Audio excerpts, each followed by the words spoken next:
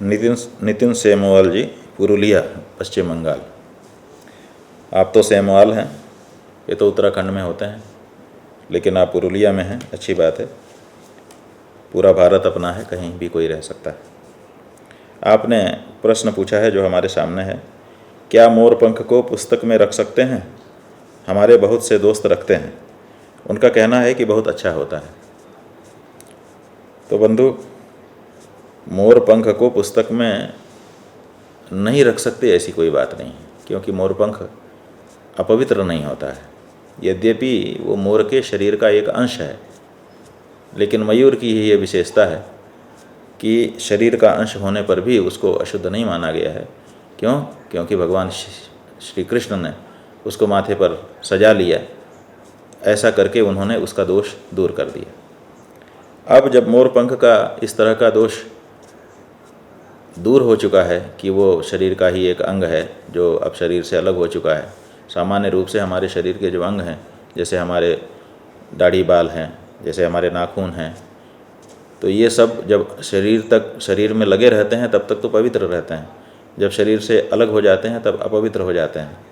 लेकिन इसी तरह से पक्षी का जो पंख है, वो पंख भी उसके शरीर में जब तक रहा शुद्ध मान सकते थे, जब वो अलग हो गया तो उसको अशुद्ध मानना चाहिए। लेकिन चूँकि भगवान श्री कृष्ण ने उसको अपने माथे पर रख दिया, इससे उसकी पवित्रता द्योतित हो गई, और पवित्र होने के कारण अब उसको पुस्तक के अंदर रख देने में कोई दोष दिखाई नहीं देता है। आपके बहुत से मित्र उसको अपनी पुस्तकों में रखते हैं और कहते हैं कि बहुत अच्छा होता है, ये उनका अपना अनुभव होगा।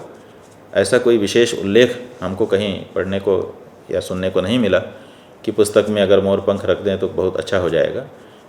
लेकिन कम से कम मोर पंख आज भगवान श्री कृष्ण की याद तो दिलाता है। तो जैसे ही आपका कोई मित्र अपनी पुस्तक खोलता होगा, खोलते ही उसको मोर पंख दिखता होगा, मोर पंख को देखते ही वो भगवान श्री कृष्ण की याद करता होगा, तो भगवान श्री कृष्ण का स्मरण ही तो मंगल का कारण है, तो उसका अभ्युदय, उसका मंगल हो जाता होगा। इसीलिए वो कहता है बहुत अच्छा होता है। तो इसी दृष्टिकोण से अगर आप अपनी पुस्तक में मोर पंख रखना चाहें तो हम आपको ऐसा करने के लिए मना नहीं करेंगे, बल्कि हम भी कहेंगे जैसे आपके मित्र कहते हैं कि बहुत अच्छा है। राजेश कुमार शर्मा, वाराणसी, DLW। आपका प्रश्न हमारे पास व्हाट्सएप के माध्यम से आया है। आप कह रहे हैं कि इनमें क्या अंतर है? एक, राधा राधा एवं राधे राधे में। दूसरा, कृष्ण एवं कृष्णा में क्या अंतर है? तो बंधु, हम आपको बताना चाहेंगे कि जो पहला प्रश्न आपका है कि राधा राधा एवं राधे राधे में क्या अंतर है, तो राधा जो शब्द है ये आकारांत स्त्रीलिंग शब्द है। इसका रूप चलता है संस्कृत भाषा में राधा राधे राधाः। तो राधा जो नाम है वो प्रथमा विभक्ति एक वचन का है, और राधे राधे ये संबोधन का एक वचन है। माने राधा आपने कहा, इसका मतलब राधा नाम का उच्चारण आप कर रहे हैं, और राधे कहा, इसका मतलब राधा को बुला रहे हैं। हे राधे, इसका मतलब हो गया हे राधे। तो राधा राधा राधे राधे, इसमें अंतर क्या हो गया?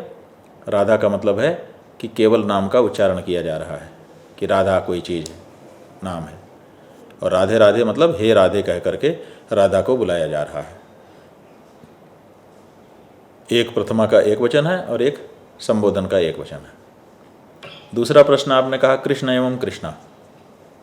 तो जो कृष्ण शब्द है ये अकारांत पुल्लिंग है, और जो कृष्णा शब्द है ये आकारांत स्त्रीलिंग है। तो कृष्ण माने जो आकर्षक है, आकर्षण करने वाला, और कृष्णा माने आकर्षण करने वाली स्त्री। ये किसी लड़की का नाम समझ लीजिए। पहला वाला लड़के का नाम है, ये दूसरा वाला स्त्री का नाम है, लड़की का नाम है। तो कृष्ण पुल्लिंग है, कृष्णा स्त्रीलिंग है। ये दोनों में अंतर है। राधा राधा एवं राधे राधे में अंतर ये है कि राधा राधा नाम है और राधे राधे संबोधन है।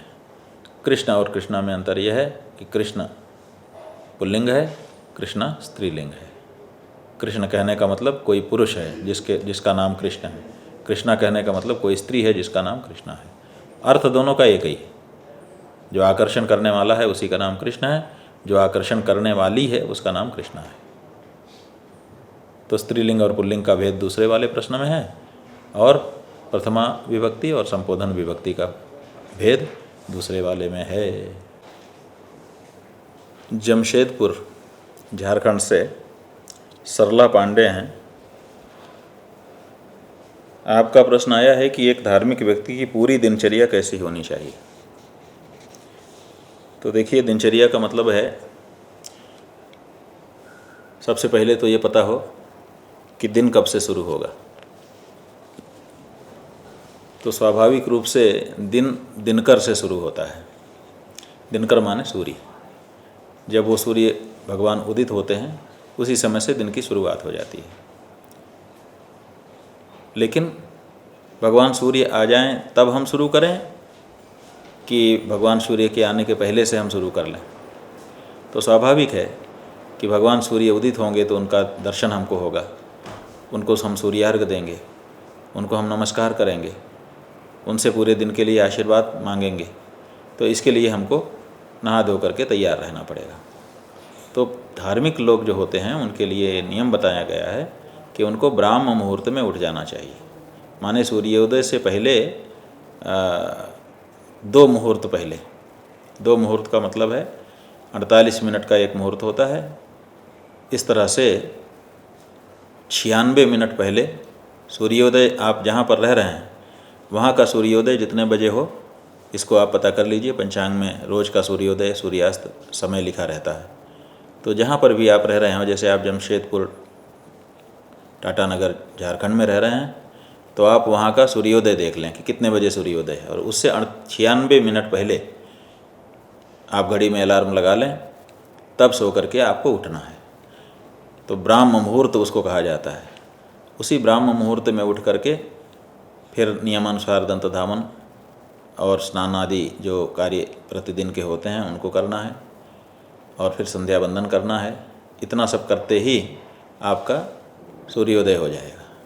तो भगवान सूर्य के उदित होने के पहले ही स्नान संध्या हमारी हुई रहे, ताकि हम सूर्यार्घ्य और सूर्य नमस्कार कर सकें। तो ये तो शुरुआत हो गई दिनचर्या की। इसके बाद जो मध्याह्न है, मध्याह्न में भोजन करने का नियम है। तो भोजन के लिए मध्याह्न का समय चुन लेना है। इसी तरह से मध्याह्न की संध्या के लिए समय चुन लेना है। सायंकाल की संध्या सूर्यास्त के पहले ही हो जानी चाहिए। इसलिए सूर्य भगवान में लालिमा आने लगे तभी अपने को काम से उठ करके स्नान कर लेना चाहिए। स्नान करके संध्या करनी चाहिए। संध्या करने के बाद आपका सूर्यास्त होगा। उसके बाद थोड़ा बहुत कुछ खाया पिया और फिर विश्राम में चले जाना चाहिए। रात्रि के जो 4 प्रहर हैं, माने दिन के 4 प्रहर और रात्रि के 4, उनमें से पहले का और अंतिम का ये 2 प्रहर छोड़ करके बीच के 2 प्रहर हैं, माने 6 घंटे का समय, वो आसुरी शक्तियों के लिए सुनिश्चित किया गया है। इसलिए उस समय में अपने को कुछ नहीं करना चाहिए। उस समय में अपने को सो जाना चाहिए, ताकि आसुरी शक्तियाँ अपना अपना काम करके फिर वापस चली जाएं। लगभग ये जो समय है ये सूर्यास्त के बाद वही 96 मिनट का होता है। तो आप चाहें तो इस काल में विश्राम करें, जो संगम काल और जो रात्रि का काल है, और सवेरे ब्रह्म मुहूर्त में उठ करके दिनचर्या में लगें। रात्रि में जल्दी सो जाएं। ये नियम है कि नींद भी समय पर कर लेनी चाहिए आध्यात्मिक व्यक्ति को, ताकि दिन में जब वो पूजा करे, जब वो जप करे, जब वो अनुष्ठान करे, जब वो साधना करे, जब वो लोक कल्याण का कोई कार्य करे, तो उसमें उसको नींद बाधा न डाल दे, प्रमाद न हो जाए। इसके लिए ज़रूरी है कि आध्यात्मिक व्यक्ति रात को ही ठीक से सो ले, तो फिर पूरे दिन ताज़ा रह करके वो कार्य कर सकता है। तो हम समझते हैं कि एक धार्मिक व्यक्ति की पूरी दिनचर्या ऐसी होनी चाहिए कि वो समय का पूरा सदुपयोग करे, व्यर्थ में समय न गंवाए, फालतू कामों में अपने आप को न लगाए, और प्रातःकाल सूर्योदय के पहले ही स्नान ध्यान करके तैयार हो जाए और नए दिन का स्वागत करें। यहाँ से आप शुरू करिए, फिर धीरे धीरे और गहराई आप पूछेंगे तो हम आपको बताएंगे। आदित्य बंसल जी नैनीताल से, आपने व्हाट्सएप के माध्यम से पूछा कि प्रणाम गुरुदेव, आपने भागवत कथा में समय की गति को समझाया। देवताओं का एक दिन और रात मतलब धरती का एक वर्ष। ऐसे में हमारे द्वारा 10 मिनट किया हुआ पूजन, जब प्रार्थना आदि देवताओं को पहुंचता होगा? ये आपका प्रश्न है। माने हमारा समय तो बहुत जल्दी बीत जाता है और उनका समय देर से बीतता है। तो गणित लगाया जाए तो हमारा 10 मिनट तो उनका एक क्षण भी नहीं हुआ। तो ऐसी परिस्थिति में हम यहाँ से उनको पहुँचाएँ भी और उनके समय में तो वो नहीं होगा, ऐसा नहीं है। हमारा एक वर्ष उनका एक दिन होता है, तो हमारा जो 10 मिनट है वो उनका क्षण भर भी नहीं होगा। लेकिन इससे क्या लेना देना है? हमारे समय की चीज़ उनके समय में जाएगी तो हमारे समय के अनुसार रहेगी कि उनके समय के अनुसार हो जाएगी, इसका मतलब नहीं है। आप इसको इस तरह से समझिए कि जैसे आप यहाँ से अमेरिका के लिए मनी ऑर्डर करते हैं, अपने किसी संबंधी को पैसा भेजना चाहते हैं, तो आप यहाँ से जितना पैसा भेजेंगे उसको वहाँ, माने कितना रुपया आपने भेजा, क्या उतना ही रुपया उसको वहाँ मिलेगा? उसको वहाँ रुपया नहीं मिलेगा, उसको वहाँ डॉलर मिलेगा। यहाँ से जितना रुपया आप भेजेंगे उस दिन डॉलर का जो भाव होगा, पहले डॉलर के उस भाव से आपका रुपया बदला जाएगा और बदलने के बाद जितना ठहरता होगा उतना उनको डेबिट कर दिया जाएगा, प्रदान कर दिया जाएगा। तो ऐसी स्थिति में जो आप यहाँ पर पूजा पाठ करते हैं वो देवता को इसी रूप में मिलता है, वो देवताओं के अनुसार परिवर्तित होकर के उनको प्राप्त करा दिया जाता है। जो स्थूल वस्तु है वो तो यहीं रह जाती है, उसका जो भाव है वो पहुँचा दिया जाता है। आशा है कि आप समझ गए होंगे। यहाँ से जो हम समय लगा करके भगवान या देवता की पूजा कर रहे हैं वो देवताओं के काल में जाएगा, तो वो समय थोड़े नापते हैं देवता कि इसने कितनी देर तक हमारी पूजा की है। वो ये मापते हैं कि इसने कितनी श्रद्धा से, कितने भाव से, कितनी पवित्रता से हमारे लिए कुछ भी किया है। तो वो तो आपका देखा ही जाएगा। समय का जो अंतराल है, अगर समय ही किसी कारण से उनको प्राप्त कराना हुआ तो वो कन्वर्ट होकर के उनको मिलेगा। देवताओं के समय में जितना बनता होगा उतने के अनुसार उनको मिल जाएगा और उसी अनुसार उन्होंने कीमत रखी है, क्योंकि वो जानते हैं कि हमारे समय से मनुष्यों का समय बड़ी तेज़ी से भागता है, इसलिए उसी अनुसार की व्यवस्था उनके पास बनी हुई है, कोई समस्या नहीं। रितेश सिंह राजपूत, गुना, मध्य प्रदेश। राजपूत जी, आपका प्रश्न आया है, परम पूजनीय, यदि गेहूं के आटे में चावल का आटा मिला है और 11 के दिन उसे खा लिया जाए तो उसका पाप किसको पड़ेगा? मिलावट करने वाले को या उस खाने वाले को जिसे पता ही नहीं है, उस राजा को जिसकी अक्षमता के कारण यह कार्य हो रहा है, और राजा बनने वाले को? यदि इस पाप का बंटवारा होगा तो किसको कितने प्रतिशत होगा? देखिए, मूल बात तो यह है कि आपने भोजन किया है, तो जो भोजन कर रहा है ये उसकी जिम्मेदारी है कि मैं क्या खा रहा हूँ इसका उसको पता हो। इसलिए अगर कोई उसको चावल का आटा मिला हुआ गेहूं का आटा दे रहा है तो खाने वाले का ये दायित्व है कि वो पहले पता करे कि इसमें क्या क्या है। इसीलिए हमारे पुराने ज़माने के हमारे बाप दादा अपने घर में आटा पीसते थे कि ऐसा ना हो कि पिसा पिसाया कुछ मिलावट वाला आ जाए। क्यों? क्योंकि वो अपने धर्म के प्रति सजग रहते थे। तो सजग रहने के कारण उनको कोई ठग नहीं सकता था, उनके साथ कोई छल प्रपंच नहीं कर सकता था। अब आप सजग नहीं हैं, आप आलसी हो चुके हैं, धर्म के प्रति उतनी जागरूकता नहीं है आपकी, इसीलिए चावल मिले गेहूं के आटे को आप 11 के दिन भी खा ले रहे हैं। तो इसलिए किसकी जिम्मेदारी हुई? खाने वाले की। ये खाने वाले की जिम्मेदारी है कि वो क्या खा रहा है इसका वो पहले से पता लगा ले, और नहीं पता लगाता है तो दोष उसी को जाएगा, किसी और को दोष क्यों जाएगा। मिलावट करने वाला अगर आपको ये कहे, आप कहें कि हमको गेहूं का आटा दीजिए, और वो आपको चावल मिला आटा दे दे और ये शपथ पूर्वक दे दे कि नहीं नहीं इसमें चावल का आटा नहीं है, इसमें तो केवल गेहूं है, तब एक बार छल माना जा सकता है।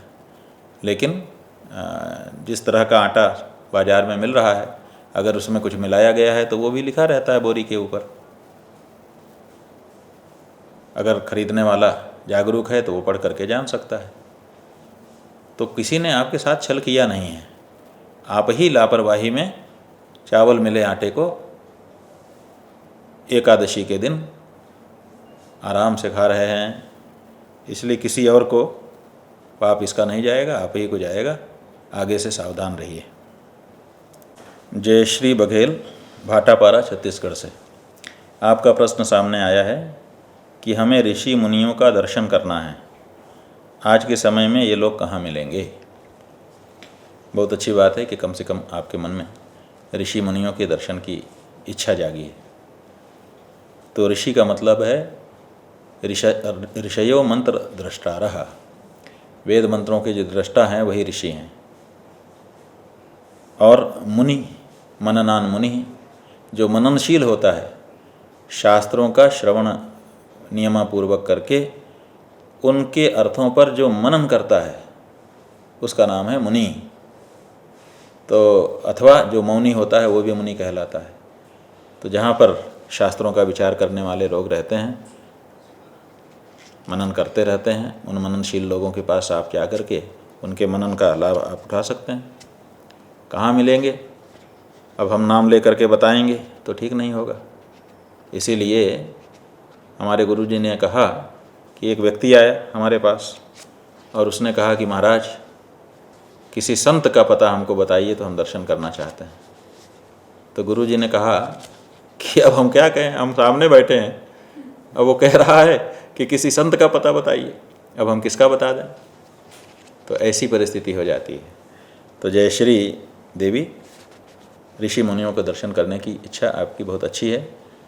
आप खोजेंगी तो निश्चित रूप से आपको ऐसे ज्ञानी ऋषि मुनि मिल जाएंगे, उनका दर्शन करिए। नारायण।